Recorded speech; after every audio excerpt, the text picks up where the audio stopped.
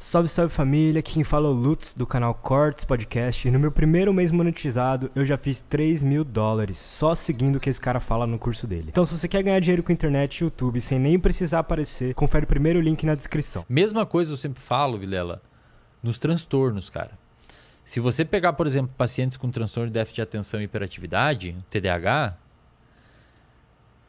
as pessoas comumente falam que tem TDAH, esse cara não é burro, sei lá o que. Pelo contrário, não cara. tem a ver, Tem né? nada a ver. As pessoas que eu conheço de TDAH, muito pelo contrário, são muito inteligentes. Veio aqui o Gaveta, não sei se conhece o Gaveta. Conheço. O canal dele. O cara é inteligentíssimo, Não, cara, mas é o cara que, né, tá ligado no 220 Exato. sempre.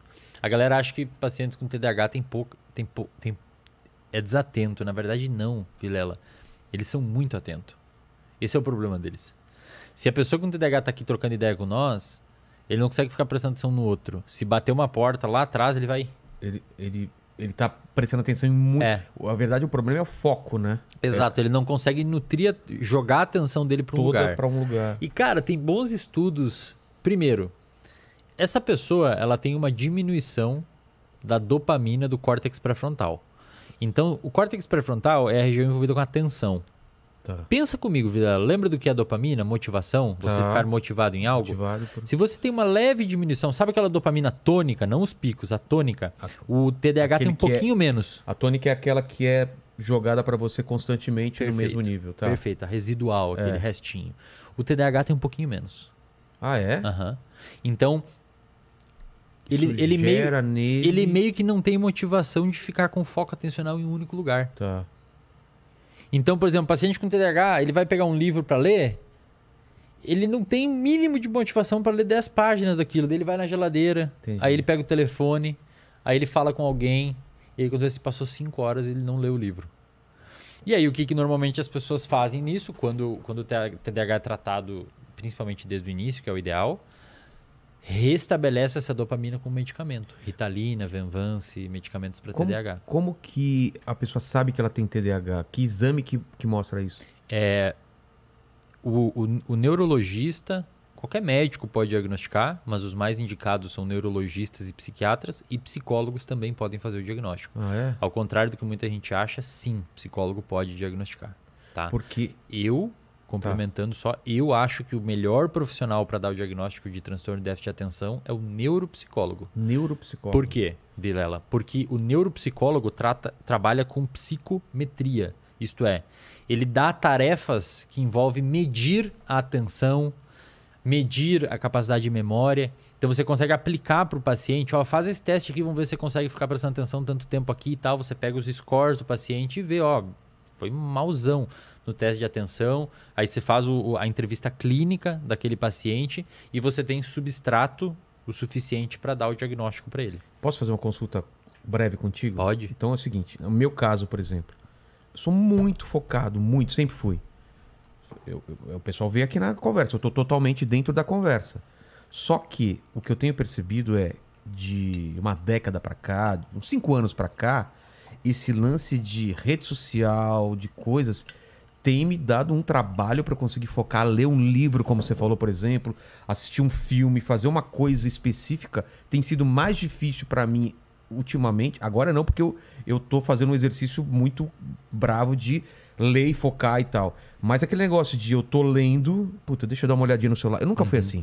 Se eu tô lendo, eu tô lendo. Se eu tô assistindo um filme, eu tô assistindo um filme. Se eu tô com meu filho e eu tava percebendo essa queda de atenção, de toda hora precisar de um outro estímulo. Eu tenho tentado bloquear isso e voltei a ler, voltei a fazer coisa. Isso é o quê? Eu tenho TDAH, eu estava desenvolvendo... Como que funciona isso? Isso que eu queria entender. O TDAH é assim. Quando a gente vai fazer o diagnóstico de TDAH, a gente usa o DSM-5, que é o Manual Diagnóstico Estatístico de Transtornos Mentais. Versão 5. Mas você entendeu, né? Eu nunca achei que eu tinha problema de foco. E eu comecei a perceber isso de um tempo e tô tentando mudar e tenho conseguido em vários sentidos. Eu vou responder, saca só. O TDAH, ele envolve... Primeiro, ele pode ser um TDAH mais desatento, pode ser só TDA, transtorno de déficit de atenção, sem o componente hiperativo, ou pode ser os dois juntos, ou pode ser só hiperativo, sem tanta desatenção. Normalmente a gente vê o misto. O cara é desatento e super... Que você comentou do Gaveta, parece que é, né? Super ativão e tal. Total. E tal. Então esse é um ponto. A falta de atenção ou a incapacidade de focar em algo por muito tempo é um dos sintomas do TDAH. O TDAH tem muito mais sintoma. Insisto, só um clínico consegue fazer o diagnóstico de TDAH. Não se autodiagnostique agora baseado no que eu vou falar. Quando você abre o DSM, tem vários itens lá que você tem que dar check para diagnosticar com TDAH. O primeiro item, ele se abre em outros 8, 9. Vários subitens, que envolve perder coisas com frequência, a pessoa chamar e você não vê, procrastinação, o paciente com TDAH procrastina muito, porque não tem essa dopamina para fazer as coisas, então procrastina demais, desatenção, etc, etc. Isso são alguns itens que você tem que preencher. Só que tem outros itens, cara, que são extremamente importantes. Pensa assim, se a gente pegar 100 pessoas e perguntar para elas aqui, quem que perde as coisas com frequência? Cara, 100% vão falar. Total. Quem aqui é meio desatento? 100%. Quem aqui às vezes a pessoa chama e não responde? 100%. Só que aí tem os outros itens. Quem aqui esses problemas começou antes dos 12 anos de idade? É obrigatório. Para diagnosticar o TDAH tem que começar, porque é um transtorno do neurodesenvolvimento. Entendi. Tem que ter começado lá atrás. Então, desses 100%, cara, sobram uns 30, digamos assim. Eu sou desatento desde pequeno. Quem aqui tem essa desatenção em mais de uma área da vida? Por exemplo? Não pode ser só no trabalho. Tem que ser no trabalho, com a família, com a sociedade, com os amigos, no futebol. Porque se for só no trabalho, pode ser você que ele não goste da parada. Eu não consigo ler matemática, estudar matemática. Beleza. Você odeia matemática. Você não gosta de matemática, você está desmotivado, não está desatento. Entendi. Então, desses 30%, você já baixa para uns 15%. Quem aqui sofre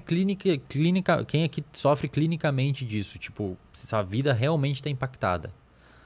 Às vezes você tem um outro, mas não impacta a sua vida. Você não esquece chave de casa, não deixa fogão ligado. A mulher não está reclamando que te fala seus amigos, e você não escuta, etc. Você vai passando esses filtros, sobra mais ou menos 3, 5% das pessoas, que é a prevalência de TDAH na sociedade. De 100 pessoas, umas 3 vão ter. O que eu te relatei é o quê? Não é TDAH. É só uma... Provavelmente você teve um momento, uma fase de mais desmotivação, às vezes, com isso. Porque, por exemplo, eu adoro ler um livro. Por que eu não estava conseguindo ler naquele momento? Porque eu estava com algum problema na minha vida. Outras coisas que estavam tirando foco. Mais estressado, alguma coisa que você queria resolver e não estava percebendo que estava gerando ansiedade. Não, às vezes tem a ver mesmo, quer resolver rápido. Eu preciso criar não sei o quê. E aí fica olhando o celular. Exato. Então, muitas pessoas falam, e o consumo, vale a pena comentar, desses medicamentos usados para TDAH, como Ritalina, como Venvance, em excesso, em pessoas que não têm TDAH, é muito comum. Ah, é? A galera não tem TDAH e vai lá e toma Venvance, toma Ritalina para melhorar foco e tal. Pessoal, isso não funciona, tá? Tem um grande amigo meu, um neurocientista lá da Federal de Santa Catarina, chamado de Andrei Maier, inclusive é um cara excelente se eventualmente você quiser trocar ideias sobre principalmente educação, aprendizado, como o cérebro aprende e tal. Ele publicou esses tempos no Instagram dele um negócio bem legal mostrando... Pensa assim, imagina um ponteiro de dopamina, tá? O paciente com TDAH, aqui é o ideal que a dopamina fique, para você aprender bem e ter uma atenção controlada. O paciente com TDAH... ele tem a dopamina aqui. Então, ele toma um medicamento para a dopamina vir para cá. O paciente que não tem TDAH já tem a dopamina aqui. Se ele toma um medicamento, a dopamina faz isso. Só que a dopamina aqui piora seu aprendizado. Então, quem não tem TDAH, que consome Ritalina, que consome Venvance, que consome esses medicamentos para TDAH, está, na verdade, impactando na capacidade de aprender. E olha que interessante. Em pacientes com TDAH,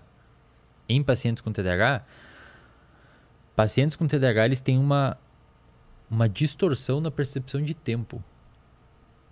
E isso é muito, muito doido. Se você pede para um paciente com TDAH ficar 5 minutos sentado e um outro que não tem no lado, sem relógio, sem nada, você não fala para eles que é 5 minutos. Depois você pergunta quanto tempo você passou sentado. O TDAH vai achar que muito mais tempo. Porque eles meio que comprimem o tempo na cabeça deles. Que doideira. Ou dilatam o tempo. Eles... entendem o tempo de uma forma diferente. E isso é um problema, Vilela.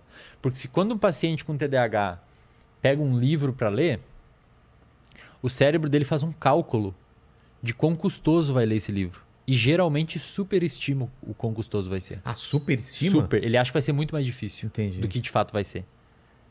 E aí, o que ele faz? Procrastina. É. Ele não faz. Então ele pega um livro de 100 páginas.